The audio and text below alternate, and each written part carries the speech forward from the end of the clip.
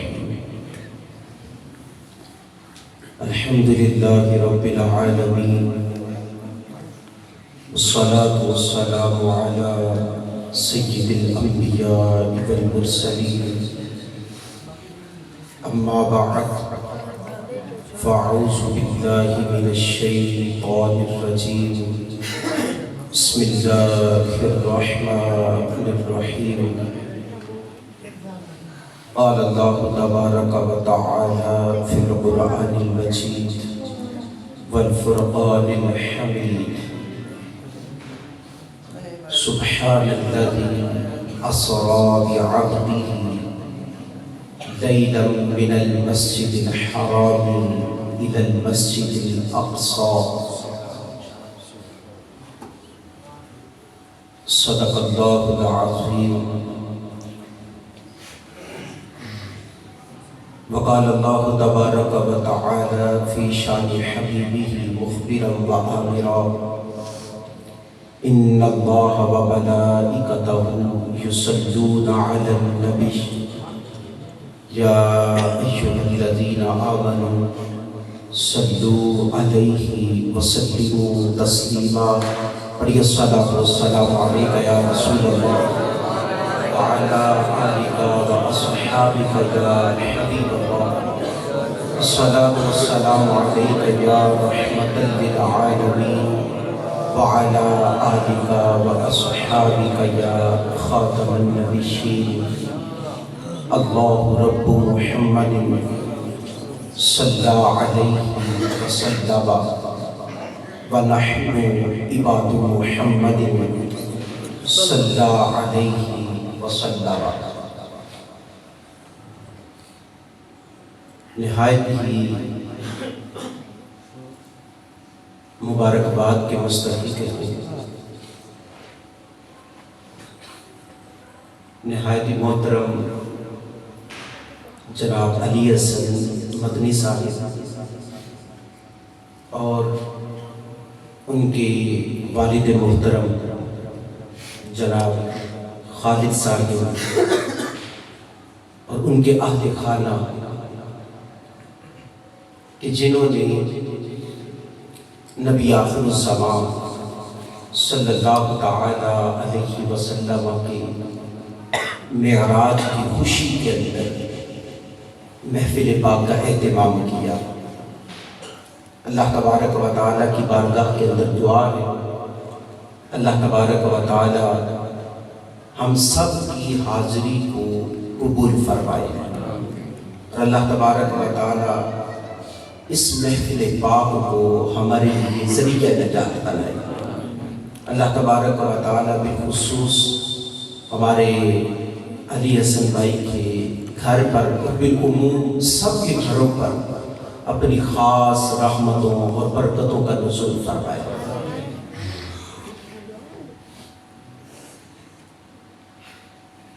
اسلام کے دامن کے اندر کئی ایک دن ایسے ہیں، کئی ایک راتیں ایسی ہیں کہ جنہیں بہت زیادہ شرف حاصل ہے. عیدین ہیں، نہایت شرف حاصل ہے. شب قدر ہے، 1000 مہینوں سے افضل رات ہے. شب براءت ہے، یہ بھی نہایت افضل رات شمار کی جاتی ہے. اسی طرح شب معراج ہے، یہ بھی بہت ہی عرفہ و اعلیٰ رات ہے. علماء کرام فرماتے ہیں کہ امت کے حق میں جو رات بہتر ہے وہ شب برات کی رات ہے. لیکن نبی آخر الزمان صلی اللہ تعالی علیہ وسلم کے حوالے سے جس رات کو فضیلت حاصل ہے وہ رات معراج کی رات ہے. کیونکہ یہ وہ رات کہ جب اللہ تبارک و تعالی نے اپنے حبیب کو سوتے ہوئے جبرائیل امین کے ذریعے جگایا. جبرائیل امین کو فرشتوں کے جھرمٹ میں بھیجا کہ جاؤ اور میرے حبیب کو لے کر آؤ. اب جبرائیل امین فرشتوں کے جھرمٹ میں آتے ہیں چھت کی طرف کہ جس کمرے کے اندر پیارے آقا آرام فرما رہے ہیں. جبرائیل امین نگاہ ڈالتے ہیں چھت کے اندر شگاف ہو جاتا ہے. جبرائیل امین اندر آ جاتا ہے. اب دیکھتے ہیں کہ نبیوں کے امام آرام فرما رہے ہیں. اب اللہ تبارک و تعالیٰ نے آپ کی بارگاہ کے جو آداب بیان کیے وہ آداب بھی جبرائیل امین کے پیش نظر تھے. لا ترفعوا اصواتکم فوق صوت النبی ولا تجهروا له بالقول كجهر بعضكم لبعض ان تحبط اعمالكم وانتم لا تشعرون. آداب پیش نظر سوچ میں ہے کہ محبوب سو رہے ہیں ان کو جگایا کیسے جائے. پھر خیال آتا ہے کہ یہ جو کافوری ہونٹ ہیں یہ دیے ہی اسی لیے گئے کہ محبوب کے قدموں کو بوسہ دیا جائے. محبوب کے قدموں کو جب بوسہ دیا جائے گا ان کی ٹھنڈک محسوس جب محبوب کریں گے بیدار ہو جائے گا. حضرت جبرائیل امین اپنے کافوری ہونٹوں کو محبوب کے قدموں پر رکھ دیتے ہیں. گویا وہ جبریل کی معراج ہے کہ آج اپنے لب جو ہے اللہ کے حبیب کی قدموں سے مس کرنے کا موقع مل گیا. پیارے آقا صلی اللہ علیہ وسلم بیدار ہو جاتے ہیں. جبرائیل امین پیارے آقا کی بارگاہ کے اندر عرض گزار ہوتے ہیں یا رسول اللہ یا حبیب اللہ اللہ تبارک و تعالی آپ کی زیارت کا مشتاق ہے. آپ کو اپنی بارگاہ کے اندر بلا رہا ہے. پیارے آقا صلی اللہ علیہ وسلم اب طہارت وغیرہ سے فارغ ہو جاتا ہے. جب باہر تشریف لاتے ہیں باہر آپ کے لیے ایک سواری جو ہے وہ کھڑی کی گئی. اس سواری کا نام براق ہے. براق برق سے ہے. برق بجلی کو کہتے ہیں. یعنی براق کا مطلب بہت زیادہ بجلیوں کا مجموعہ. اب براق جو ہے اس کی خوبی کیا ہے اس کی کوالٹی کیا ہے. اس کے اندر خوبی اور کوالٹی یہ تھی کہ براق جو ہے اس کی نظر جو ہے وہ جہاں تک جاتی تھی اس کا قدم وہاں پر پڑتا تھا. جہاں تک براق کی نگاہ جا رہی ہے براق اگر قدم اٹھاتا ہے تو قدم وہاں پر پڑتا ہے. جب سواری کی یہ شان ہے تو اس پر سوار ہونے والے کی شان کیسی ہو. وہ شان بھی انقریب آپ کے سامنے جو ہے وہ عرض کروں گا. براق کے اندر اور کیا کوالٹی تھی اور اس کے اندر کیا خوبی تھی. اس کے اندر یہ کوالٹی اور خوبی تھی کہ جب اس نے بلندی کے اوپر چڑھنا ہوتا تھا اس کے اگلے قدم جو ہے وہ چھوٹے ہو جایا کرتے تھے اور پچھلے جو قدم تھے وہ بڑے ہو جایا کرتے تھے. اور جب ڈھلوان سے نیچے اترنا ہوتا تھا تو اس وقت پچھلے قدم چھوٹے ہو جایا کرتے تھے اگلے قدم بڑے ہو جایا کرتے تھے. اور یہ کس لیے تھا تاکہ سوار کو کسی قسم کی تکلیف نہ انہیں راحت پہنچے آرام سے آئے. یہ براق کے اندر کوالٹی تھی. یہ براق کی خصوصیت تھی. اب جب پیارے آقا صلی اللہ علیہ وسلم کی بارگاہ کے اندر اس براق کو پیش کیا گیا آپ اس پر سوار ہونا کی چاہتے تھے کہ براق نے اچھل کود کرنا شروع کر دیا. وہ یہ نہیں اس وجہ سے اچھل کود نہیں کر رہا تھا وہ سرکشی نہیں کر رہا تھا کہ مجھ پر سوار نہ ہو بلکہ علماء فرماتے ہیں کہ وہ خوشی سے جھوم رہا تھا کہ براق تو اور بھی بہت ہے جن پر انبیاء نے سواری کی ہے لیکن امام الانبیاء کی سواری کے لیے میرا انتخاب کیا گیا ہے. براق جھوم رہا ہے کہ آج کہ میری معراج ہے کہ نبیوں کے امام میری پشت پر سواری کریں.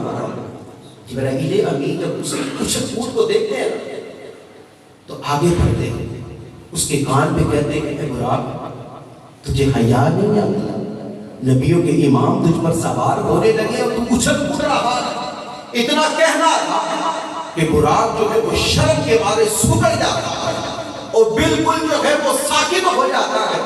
پیارے آقا صلی اللہ علیہ وسلم براق پر تشریف فرما ہو جاتا ہے، سفر معراج شروع ہو جاتا ہے۔ پیارے آقا صلی اللہ علیہ وسلم سفر فرما رہے ہیں، براق تیزی سے آگے بڑھ رہا، مسجد حرام سے مسجد اقصی کا سفر جاری ہے۔ راستے میں دائیں جانب سے ایک پکار آتی ہے، انظر الیہ یا محمد، اے محمد میری طرف نظر کیجئے، میں آپ کی نظر کا مشتاق ہوں، مجھے آپ سے کچھ پوچھنا ہے۔ پیارے آقا صلی اللہ علیہ وسلم اس کی طرف التفات نہیں کرتے۔ پھر کچھ مزید سفر جب طے کرتے گئے تو بائیں جانب سے بھی کسی طرح کی پکار آتی، انظر الیہ یا محمد، اے محمد میری طرف التفات کیجئے، میری طرف توجہ کیجئے۔ پیارے آقا صلی اللہ علیہ وسلم اس طرف بھی کوئی توجہ نہیں فرماتے۔ پھر کچھ مزید سفر طے کرنے کے بعد آگے کیا تھا؟ ایک خوبصورت ایک نوجوان عورت بن سمر کر بالوں کو بکھیر کر وہاں اس رستے کے کنارے پر کھڑی تھی۔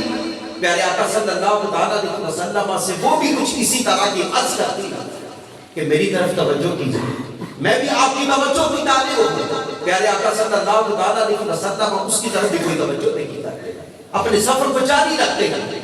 پھر ایک مقام آتا ہے، وہاں پیارے آقا صلی اللہ علیہ وسلم کے سامنے مشروب پیش کیے جاتے ہیں۔ بعض روایات کے اندر یہ ملتی ہے بات کہ آپ کے لیے دودھ اور شہد کو پیش کیا گیا، جبکہ بعض روایتوں کے اندر یہ بات مذکور ہے کہ آپ کے لیے دودھ، پاکیزہ شراب اور پانی کو پیش کیا گیا۔ اب پیارے آقا صلی اللہ علیہ وسلم نے ان میں سے دودھ کا انتخاب کیا۔ جبرائیل امین کیا کہتے ہیں؟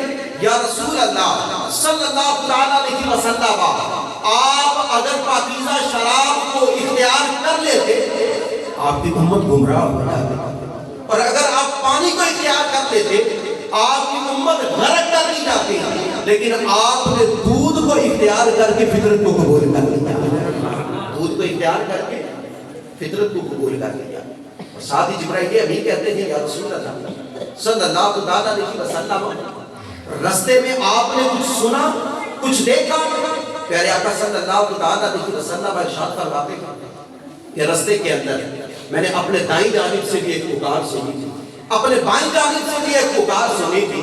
جبرائیل امین عرض گزار ہوتے ہیں یا رسول اللہ، جو دائیں جانب سے آپ کو پکار پڑی تھی وہ یہودیوں کی پکار تھی، اگر آپ اس پکار کی طرف توجہ فرما لیتے تو آپ کی امت جو ہے وہ یہودیت کو اختیار کر لیتے، یہودیوں جیسے افعال کرنے لگ جاتی ہے۔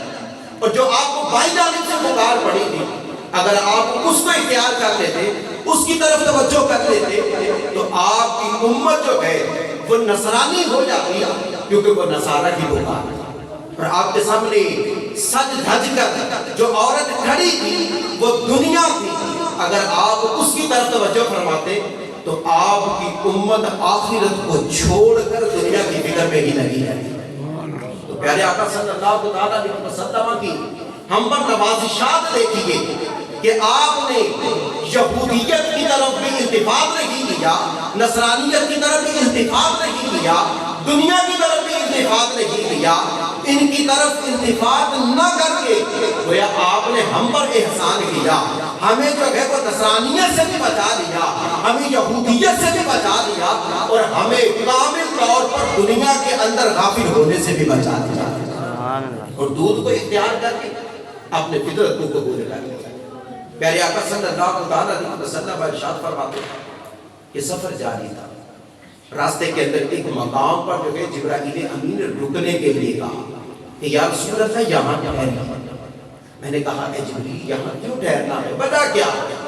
کہا کہ یہ حضرت عیسیٰ کی ولادت کا وقت ہے، یہاں پر بھی اپنے مبارک قدموں کو لگائیے، اس جگہ کو بھی برکت سے نواز دیجیے۔ پیارے آقا صلی اللہ علیہ وسلم ارشاد فرماتے ہیں وہاں پر اترا، وہاں پر میں نے 2 نفل ادا کیے، وہاں پر میں نے 2 نفل ادا کیے۔ آج ہم بھی اگر مکہ و مدینہ کی حاضری کے لیے جاتے ہیں وہاں پر مقدس مقامات پر جب حاضری ہوتی ہے، وہاں پر جو ہے وہ لوگ نوافل ادا کرتے ہیں، لوگ پوچھتے ہیں، بات اعتراض کرتے ہیں، ارے یہاں کیوں نوافل پڑھ رہے ہو، یہاں کیوں عبادت کر رہے ہو؟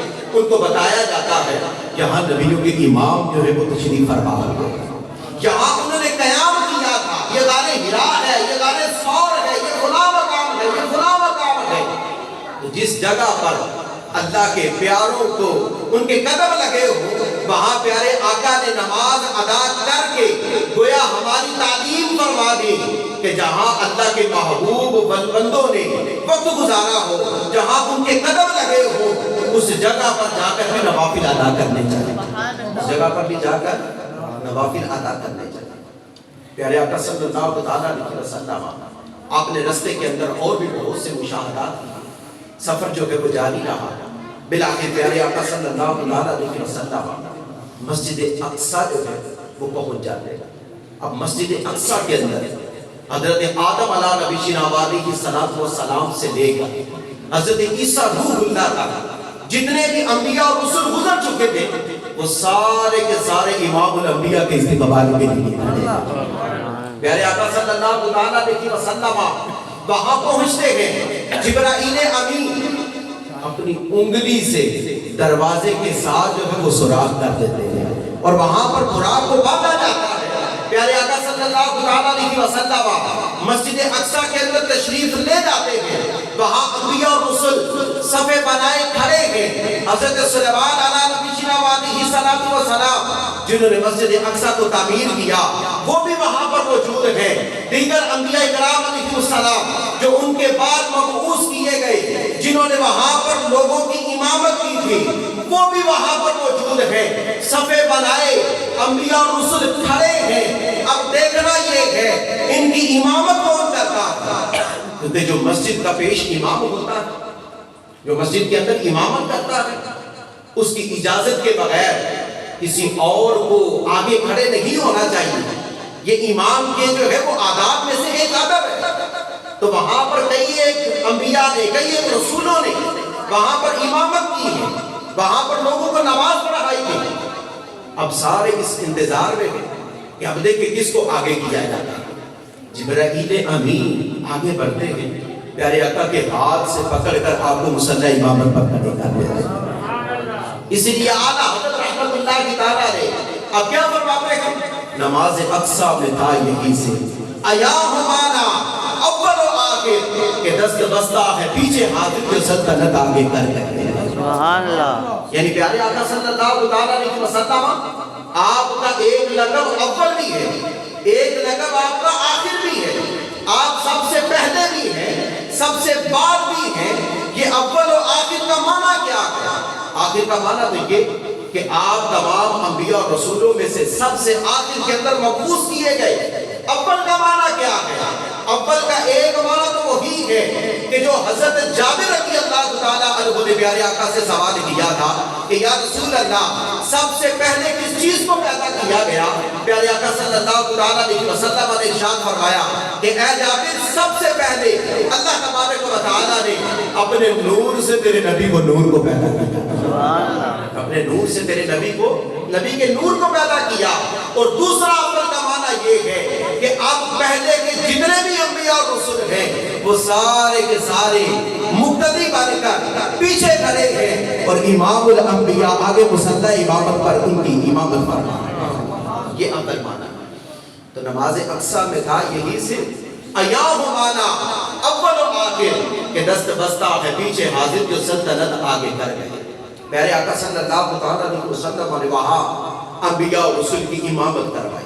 کتنی ہی یہ پیاری جو ہے وہ نماز ہے کہ مقتدی سارے انبیاء اور رسول ہیں اور امام جو ہے وہ امام الانبیاء ہے۔ وہاں اور بھی راز و نیاز کی باتیں ہوئی، انبیاء اکرام علیہ السلام نے وہاں پر جو ہے وہ خطبے بھی ارشاد فرمائے۔ اب وہاں سے پھر آگے جو ہے وہ سفر شروع ہوتا ہے۔ علماء نے جو ہے وہ اس واقعے کی جو ہے وہ تین جو ہے وہ حصے کیے ہیں۔ پہلے حصہ جو مسجد حرام سے مسجد اقصی تک ہے، یعنی مکہ مکرمہ سے مسجد اقصی تک کا جو سفر ہے اسے اسراء کہا جاتا ہے۔ اس سے آگے سدرۃ المنتہا تک کا جو سفر ہے اسے معراج کہا جاتا ہے۔ اور اس سے آگے لامکان کا جو سفر ہے اسے اعراج کہا جاتا ہے۔ اب مسجد اقصیٰ سے آگے سدرۃ المنتہا کا جب سفر شروع ہوتا ہے تو پیارے آقا صلی اللہ علیہ وسلم کے لیے معراج کو پیش کیا جاتا ہے، یعنی ایک سیڑھی کو لایا جاتا ہے کہ جس پر جو ہے وہ روحیں چڑھتی ہیں۔ پیارے آقا صلی اللہ علیہ وسلم اب مسجد اقصیٰ سے سدرۃ المنتہا کا سفر شروع فرماتے ہیں۔ پہلا آسمان، دوسرا آسمان کرتے کرتے سدرۃ المنتہا پر جب پہنچتے ہیں، اب وہاں پر جبرائیل امین کیا کہتے ہیں؟ یا رسول اللہ، جبریل کی یہیں تک انتہا تھی، اب جبریل آگے نہیں جا سکتا۔ لو دنوت انملتن لحترقت، اگر میں ایک پورے کے برابر کی مزید آگے بڑھا میں جلا دیا جاؤں گا، اس سے آگے نہیں بڑھ سکتا۔ اس سے آگے جو ہے اگر کوئی جائے گا تو وہ آمینہ کا لال جائے گا، اس سے آگے کوئی جائے گا تو وہ کون جائے گا؟ آمینہ کا لال جائے گا۔ تو یہاں اماکن جو ہے یعنی مکانوں کی انتہا ہو جاتی ہے، وہاں پر جو ہے وہ جبرائیل امین رک جاتے ہیں۔ یہاں جو ہے وہ ایک اگرچہ وہ کمزور سی روایت ہے لیکن کتابوں میں مذکور ہے، وہ آپ کے سامنے جو ہے وہ بیان کرنا چاہتا ہوں۔ جبرائیل امین نے کیا کہا تھا کہ اگر میں ایک بورے کے برابر بھی آگے جاؤں گا تو میں جل جاؤں گا، میں آگے نہیں جا سکتا، آگے اب آپ ہی جائیں گے۔ پیارے آقا صلی اللہ علیہ وسلم جب سدرہ سے پار ہوتے ہیں تو اس وقت جبرائیل امین کو اپنی طرف کھینچتے ہیں، کہتے ذرا جبریل بھی تو دیکھے کہ آمینہ کا لال اب آگے کدھر جا رہا ہے۔ کہتے جبرائیل امین جن کی جسامت، جن کی طاقت، اس کا عالم کیا ہے کہ ایک مرتبہ مدینے کے اندر بالکل اندھیرا چھا گیا۔ پیارے آقا صلی اللہ علیہ وسلم نے جبرائیل امین سے پوچھا، اے جبریل، مدینہ کے اندر یہ اندھیرا چھا گیا، اس اندھیرے کی وجہ کیا ہے؟ جبرائیل امین نے کہا، یا رسول اللہ، میں نے اپنے دو پروں کو کھولا تھا، ان میں سے ایک پر مشرق کے اندر تھا، دوسرا پر مغرب کے اندر تھا۔ اس دو پروں کو کھولنے کی وجہ سے پورے عالم کے اندر اندھیرا چھا گیا تھا، سورج کی کرنیں پہنچنے ہی نہیں تھی، اس وجہ سے اندھیرا ہو گیا تھا۔ اور ان پروں کی طاقت کیا ہے؟ پیارے آقا صلی اللہ علیہ وسلم نے جب ان پروں کی طاقت کے بارے میں پوچھا، پیارے آقا صلی اللہ علیہ وسلم سے جبرائیل امین عرض گزار ہوتے ہیں، یا رسول اللہ، اگر ان دو پروں کے اندر میں ساتوں آسمانوں کو، ساتوں آسمینوں کو لے کر اگر ایک مروڑا ہوں تو یہ تو ساتوں زمینیں ہیں، یہ ساتوں آسمان ہیں، یہ ریزہ ریزہ ہو کر بکھر جائیں گے۔ دو پر کھولے، ان کی طاقت کا بھی اندازہ لگا لیجئے۔ لیکن جب پیارے آقا صلی اللہ علیہ وسلم سدرہ سے پار ہوتے ہیں تو پار ہونے کے بعد جب جبرائیل امین کو اپنی طرف تھوڑا کھینچتے ہیں، اتنی بڑی جسامت کہ دو پر کھولے، مشرق و مغرب کا احاطہ ہو جائے، اور پر ہیں کتنے؟ 600 پر جبرائیل امین رکھتے ہیں۔ لیکن جیسے ہی آگے کھنچا، پیارے آقا فرماتے ہیں کہ جبرائیل امین کا جو جسم تھا ہیبت کی وجہ سے ایک چھوٹی سی چڑیا کی طرح ہو جاتا ہے، ہیبت کی وجہ سے چھوٹی سی چڑیا کی طرح ہو جاتا ہے۔ پھر پیارے آقا صلی اللہ علیہ وسلم جبرائیل امین کو پیچھے کی طرف دھکیل دیتے ہیں، یعنی اتنی بڑی جسامت، اتنی زیادہ طاقت کے باوجود جبرائیل امین جب آگے بڑھتے ہیں تو آپ کا جسم چھوٹی سی چڑیا کی مانند رہ جاتا ہے۔ تو پھر جو سدرہ سے پار جا رہا ہے اس کی طاقت کا کیا ہے؟ نعرہ رسالت یا رسول اللہ، عظمت و شان مصطفیٰ زندہ باد، فضیلت و مقام مصطفیٰ زندہ باد۔ پیارے آقا صلی اللہ علیہ وسلم اب جب آگے کا سفر شروع فرماتے ہیں تو آگے نور ہی نور ہے۔ پیارے آقا صلی اللہ علیہ وسلم کبھی اس طرف جھولا کھاتے ہیں، کبھی اس طرف جھولا کھاتے ہیں، گویا کہ اس نور کے اندر جو ہے وہ جھومتے ہوئے پیارے آقا جا رہے ہیں۔ اب جو ہے صفات کی جو تجلیاں ہیں ان کو بھی عبور کرتے ہوئے پیارے آقا صلی اللہ علیہ وسلم آگے گزر رہے ہیں۔ عالم لاہوت بھی پیچھے رہ گیا، عالم ملکوت بھی پیچھے رہ گیا, عالم جبروت بھی پیچھے رہ گیا, صفات کی جو تجلیات ہیں ان کو بھی عبور کرتے ہوئے پیارے آقا صلی اللہ علیہ وسلم آگے تشریف لے جا رہے ہیں. اللہ تبارک و تعالیٰ کے اسماء کے نور کی جو مناظر ہیں ان کو بھی طے کرتے ہوئے پیارے آقا صلی اللہ علیہ وسلم آگے جاتے جا رہے ہیں. ایک مقام آتا ہے, پیارے آقا صلی اللہ علیہ وسلم ارشاد فرماتے ہیں وہاں پر میں رک گیا, جیسے ہی میں رکا ادھر سے آواز آتی ہے ادنو منی یا محمد, ادنو منی یا محمد, اے محمد ذرا قریب آ جاؤ, اے محمد ذرا قریب آ جاؤ. پیارے آقا صلی اللہ علیہ وسلم ارشاد فرماتے جب یہ مجھے آواز آئی نا تو کہتے میں نے اپنے ایک قدم کو آگے بڑھایا. اب جو ایک قدم آگے بڑھایا تھا اس میں کتنا فاصلہ طے کیا. شروع میں میں نے کہا تھا نا کہ جو براق تھا اس کے اندر قوت اور طاقت اتنی تھی کہ جہاں تک اس کی نگاہ جاتی تھی وہاں تک اس کا قدم جاتا تھا. تو میں نے کہا تھا جب سواری کی یہ شان ہے تو اس پر سوار کی شان پھر کیا ہوگی. آؤ سوار کی شان سنو. سوار کی شان یہ تھی, پیارے آقا صلی اللہ علیہ وسلم ارشاد فرماتے ہیں جب مجھے یہ آواز آتی ہے ادنو منی یا محمد, کہتے میں نے ایک قدم اٹھا کر رکھا. اب اس ایک قدم کے اندر میں نے کتنا فاصلہ طے کیا. کہتے مکہ سے یہاں تک کا جو سفر میں نے طے کیا تھا اس ایک قدم کے اندر میں نے اتنا فاصلہ طے کر دیا. اس ایک قدم کے اندر میں نے اتنا فاصلہ طے کر دیا. کہتے ایک قدم طے کر کے ایک قدم آگے رکھ کر تو میں نے پھر جو ہے وہاں پر رک گیا. گویا پیارے آقا فرماتے ہیں کہ میں نے اپنی شان محبوبی کے مطابق جو ہے اپنے ایک قدم کو آگے بڑھایا. جب ایک قدم کو آگے بڑھایا نا ادھر سے پھر صدا آتی ہے ادنو منی یا محمد, اے محمد اور قریب آ جاؤ. کہتے میں نے ایک قدم اور آگے بڑھایا. اب اس ایک قدم کے اندر میں نے کتنا فاصلہ طے کیا. کہتے مکہ سے وہاں تک اور پھر آگے جو ایک قدم اٹھایا تھا اس میں جتنا فاصلہ طے کیا تھا اب اس ایک قدم کے اندر میں نے اتنا فاصلہ طے کر دیا تھا. تو پیارے آقا صلی اللہ علیہ وسلم ارشاد فرماتے ہیں کہ میں نے کتنے قدم اٹھائے. کہتے میں نے 1000 قدم اٹھائے, کیونکہ 1000 قدموں پر ہر ایک مرتبہ مجھے یہی صدا آتی تھی ادنو منی یا محمد, ادنو منی یا محمد, ادنو منی یا محمد. 1000 مرتبہ مجھے پکار پڑی, 1000 قدم میں نے اٹھا کر رکھے. اور یہاں آنا حضرت رحمت اللہ کی تعالیٰ نے اب کیا فرماتے ہیں, کہتے تبارک اللہ شان تیری تجھی کو زیبا ہے بے نیازی, کہیں تو وہ جوش لم ترانی کہیں تقاضے مثال ہے. یعنی حضرت موسیٰ کلیم اللہ آپ جب وہ حضور پر اللہ تبارک و تعالیٰ سے ہم کلامی کا شرف حاصل کرنے کے لیے گئے, وہاں اللہ تبارک و تعالیٰ سے کلام کا شرف حاصل کیا تو دل کے اندر یہ خیال آیا کہ جس ماضی کو مولا کی آواز کے اندر اتنی چاشنی ہے اس کے دیدار کا کیا ہے. اللہ تبارک و تعالیٰ کی بارگاہ کے اندر تمنا کو ظاہر کیا, کہا ربی آرینی انظر الیک, اے مالک و مولا میں تیرا دیدار کرنا چاہتا ہوں, مجھے اپنا دیدار کرا. لیکن ادھر سے جواب کیا ملتا ہے, اے موسیٰ لن ترانی, تم مجھے ہرگز نہیں دیکھ سکتے. لیکن ایک حبیب ہے کہ جنہیں 1000 مرتبہ کہا جا رہا ہے ادنو منی یا محمد, ادنو منی یا محمد, ادنو منی یا محمد. موسیٰ کو کہا جا رہا ہے لن ترانی, اور ادھر جو ہے وہ قریب ہونے کو کہا جا رہا ہے.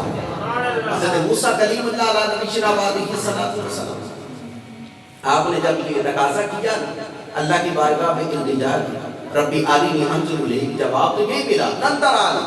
لیکن موسیٰ علیہ نبینا علیہ السلام کی جانب سے جب تقاضا بار بار ہوا تو اللہ تبارک و تعالیٰ نے کیا ارشاد فرمایا, انظر الی الجبل فإن استقر مكانه فسوف ترانی.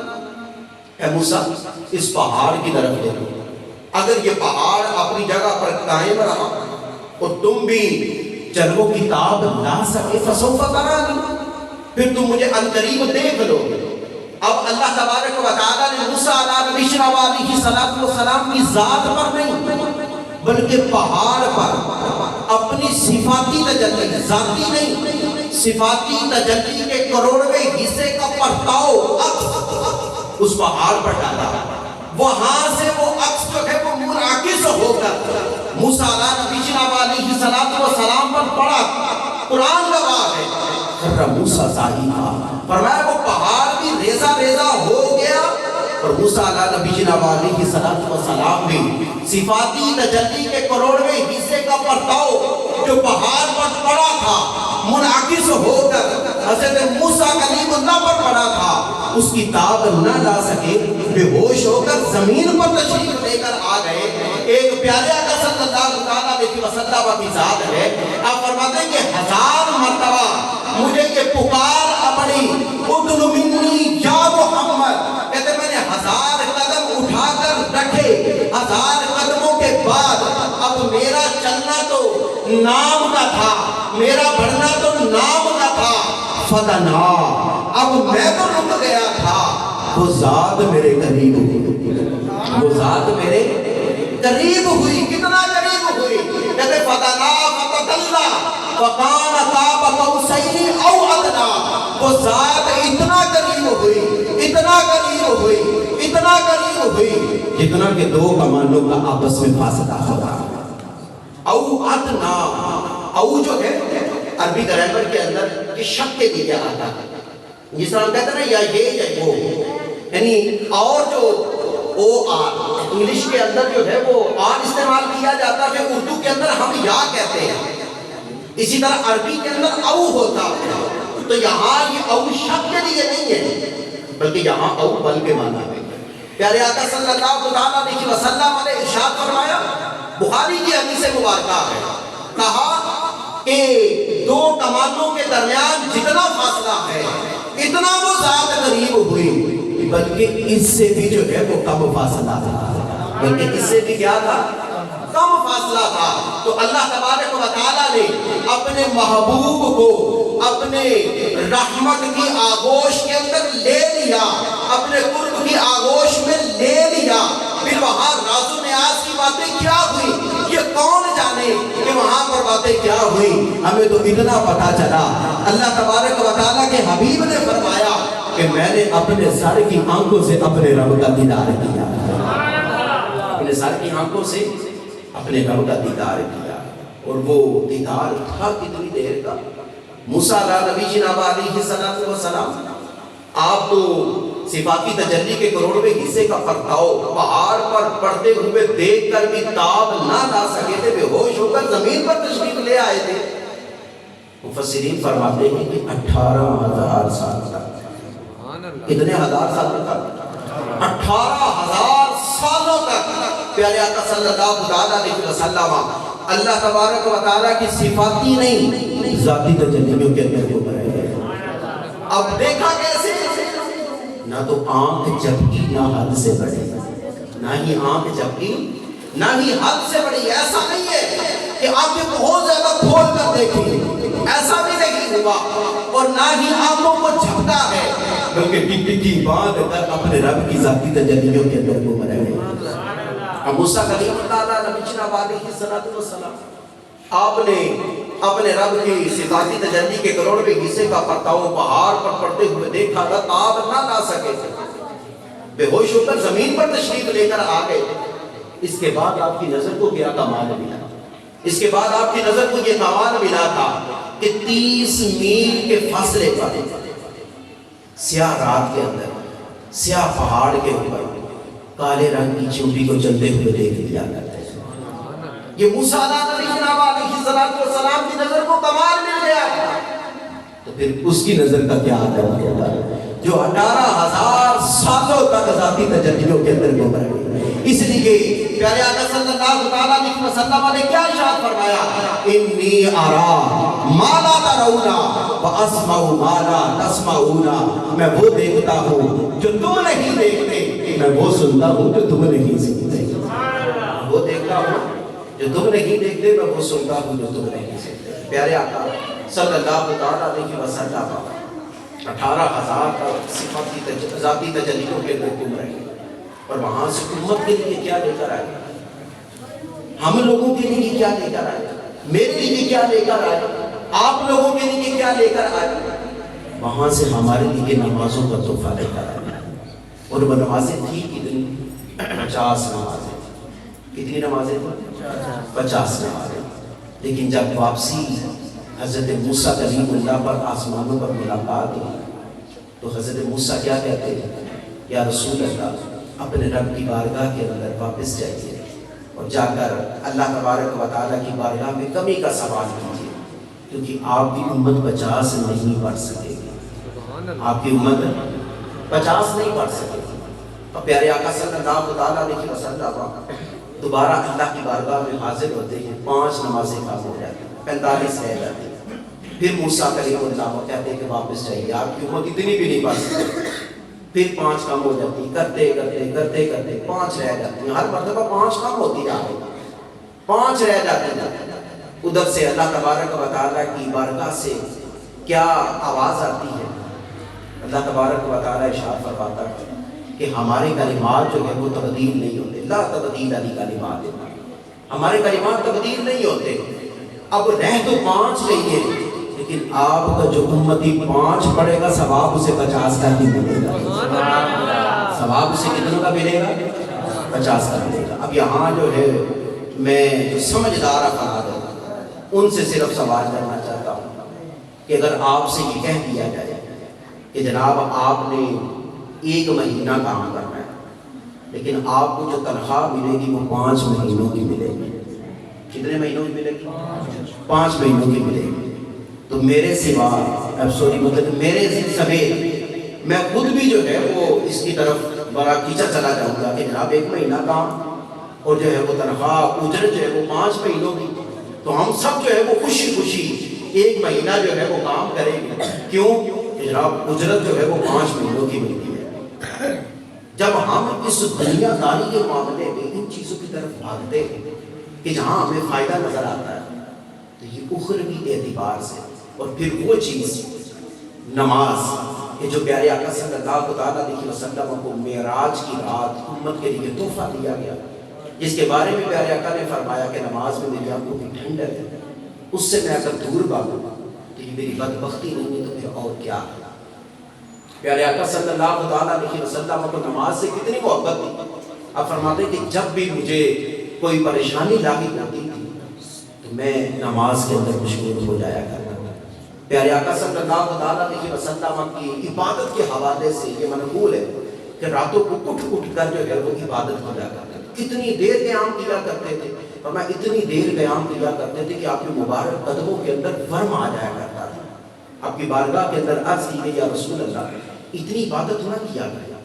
آپ کا مقام تو یہ ہے کہ آپ کے صدقے آپ کا رب آپ سے پہلوں کی بھی بخشش فرمائے گا، آپ کے بعد والوں کی بھی بخشش فرمائے گا. اتنی عبادت کیوں کرتے ہیں؟ اتنی عبادت نہ کیا کرے. ادھر سے جواب پتہ کیا ملتا ہے؟ افلا اکون عبدا شکورا، کیا میں اللہ کا شکر گزار بندہ نہ بنوں؟ آپ بتائیں کہ ان سے بڑا کوئی شاکر ہو سکتا ہے؟ ان سے بڑا کوئی شکر گزار ہو سکتا ہے؟ یقیناً ہم سب جو ہے وہ نفی میں سارے ہلائیں گے اور یہی کہیں گے کہ جناب نہیں، ان سے بڑا کوئی بھی شاکر نہیں ہے. وہ سب سے بڑے شاکر ہیں، وہ رب کا شکر سب سے زیادہ ادا کرنے والے ہیں. تو جب وہ شکرانے کے طور پر راتوں کو اٹھ اٹھ کر عبادت کرتے ہیں تو ہم امتیوں کو 5 وقت کی نماز پڑھنی چاہیے یا نہیں پڑھنی چاہیے؟ ہمیں رب کا شکر ادا کرنا چاہیے یا نہیں کرنا چاہیے؟ ہماری مسجدوں کو ویران ہونا چاہیے یا نہیں آباد ہونا چاہیے؟ ہمیں دوسروں کو نماز کی دعوت دینی چاہیے یا خود بھی نماز نہیں پڑھنی چاہیے؟ یقیناً یہی جواب ہوگا کہ جناب ہمیں خود بھی نماز پڑھنی چاہیے، ہمیں اپنے بچوں کو بھی نماز کا کہنا چاہیے، ہمیں اپنے جو ہے وہ دیگر گھر والوں کو بھی نماز کی دعوت دینی چاہیے، اپنے پڑوسیوں کو، اپنے دوستوں کو بھی نماز کی دعوت دینی چاہیے. صبح اٹھ کر جو ہے وہ صلاۃ مدینہ لگانی چاہیے، فجر کے لیے لوگوں کو جگانا چاہیے، ظہر میں لوگوں کو کہتے ہوئے آنا چاہیے کہ میں کہہ کر چلا جاؤں کنتم خیر امۃ اخرجت للناس تأمرون بالمعروف وتنہون عن المنکر. ہماری جو ہے وہ مدح کی گئی ہے کس بات پر؟ نیکی کا حکم دینے پر، برائی سے منع کرنے پر. تو ہمیں چاہیے کہ ہم جو ہے وہ خود بھی نیکیاں کریں، دوسروں کو بھی نیکی کی دعوت دیں، خود بھی برائیوں سے بچیں، دوسروں کو بھی برائیوں سے بچائیں، اور سب سے پہلے جو ہے وہ اپنے گھر والوں کو بچائیں. کیا فرمایا؟ یا ایھا الذین آمنوا قوا انفسکم واہلیکم نارا وقودھا الناس والحجارہ. فرمایا گیا کہ اے ایمان والو، اپنے آپ کو اپنے گھر والوں کو اس آگ سے بچاؤ کہ جس کا ایندھن آدمی اور پتھر ہے۔ تو اپنے آپ کو بھی ہمیں بچانا ہے، نیک اعمال کر کے، گناہوں کو چھوڑ کر، اپنے گھر والوں کو بھی بچانا ہے، ان کو نیکی کی دعوت دے کر، ان کو گناہوں سے بچا کر، نہ یہ کہ میں خود جو ہے وہ ان کے لیے گناہوں کے اسباب پیدا کروں۔ آج جو ہے وہ گھر کے اندر کیبل کون لگواتا ہے؟ فلم ڈرامے جو ہے وہ کس کے ایمان پر چلتے ہیں؟ والد ہی تو ہے جو گھر کے اندر بچوں کو ڈش لگا کر دے رہے، جو بچوں کو کیبل لگا کر دے رہے، والد خود بیٹھ کر دیکھ رہے ہیں، تو پھر بچے کیا کریں گے؟ بچے بھی تو یہی کریں گے جو والد کر رہا۔ اگر والد جو ہے وہ فلم ڈرامے نہیں دیکھے گا تو بچے بھی نہیں دیکھیں گے۔ اگر والد جو ہے وہ نماز پڑھے گا تو بچے بھی نماز پڑھے گا۔ کہنے کی عادت نہیں ہوگی، کیونکہ بچے وہ کام کرتے ہیں جو ہمیں کرتا ہوا دیکھتے ہیں۔ جو ہم کہتے ہیں وہ کریں نہ کریں اس کی کوئی گارنٹی نہیں ہے، لیکن جو ہمیں کرتا ہوا دیکھیں گے ہمارے بچے وہ ضرور کریں گے۔ میری چھوٹی سی بچی ہے، ابھی بمشکل جو ہے وہ بولنا سیکھی ہے، یعنی ابھی وہ 2 سال کی نہیں ہے، لیکن جب سیڑھیوں سے اترتی ہے تو کہتے شکر شان ہے، مطلب سبحان اللہ کہتی ہے اپنے طور پر، ٹھیک ہے، لیکن اس کو کہنا نہیں آتا۔ لیکن کیا ہے کہ وہ ہمیں کہتا ہوا دیکھتی ہے کہ والد جو ہے وہ سبحان اللہ پڑھتا ہوا نیچے آ رہا ہے، والدہ جو ہے وہ سبحان اللہ کہتے ہوئے نیچے آ رہی ہے، باقی جو ہے وہ بہنیں سبحان اللہ کہتے ہوئے نیچے آ رہی ہیں۔ تو اس کا بھی ذہن بنا کہ جناب یہ بھی کرنا چاہیے، کیونکہ بچے ہم سے ہی سیکھتے ہیں، بولنا بھی ہم سے سیکھتے ہیں، چلنا بھی ہم سے سیکھتے ہیں، ہمیں چلتا ہوا دیکھتے ہیں، ہمیں بیٹھا ہوا دیکھتے ہیں، ہمیں کھاتا ہوا دیکھتے ہیں۔ بچے کھانا شروع کر دیتے ہیں، چلنا شروع کر دیتے ہیں، بیٹھنا شروع کر دیتے ہیں، باتیں شروع کر دیتے ہیں۔ جس گھر کے اندر گالی گلوچ سے جو گالیاں دی جاتی ہوں وہاں پہ بچے گالی گلوچ ہی کرتے ہیں۔ تو اگر میں گالی گلوچ سے کام لوں گا، میں جو ہے وہ گندی گندی گالیاں نکالوں گا اور میں توقع یہ کروں کہ میرا بچہ جو ہے وہ قرآن کی تلاوت کرے، میرا بچہ نعتیں پڑھے، میرا بچہ حمد پڑھے، یہ کیسے ہو سکتا ہے؟ اگر میں نعتیں پڑھنے والا ہوں گا، میں حمد کرنے والا ہوں گا، میں صبح اٹھ کر قرآن کی تلاوت کرنے والا ہوں گا، تو پھر میرا بچہ بھی جو ہے قرآن و سنت پر عمل کرنے والا ہوگا۔ تو اگر میں سدھر جاؤں گا تو میری اولاد جو ہے وہ آٹومیٹکلی سدھر جائے گی۔ اللہ تبارک و تعالیٰ کی بارگاہ کے اندر دعا ہے، اللہ تبارک و تعالیٰ ہم سب کو نیکیوں پر استقامت نصیب فرمائے۔ اللہ تبارک و تعالیٰ آج کی اس محفل کو اپنی بارگاہ کے اندر قبول فرمائے، اسے ہمارے لیے ذریعہ نجات بنائے۔ علی حسن بھائی کے گھر پر اپنی خصوصی رحمتوں کی چمچم بارش نازل فرمائے۔ اللہ تبارک و تعالیٰ آپ سب کے حق میں بھی یہ دعائیں قبول فرمائے۔ آمین بجاہ نبی صلی اللہ علیہ وسلم۔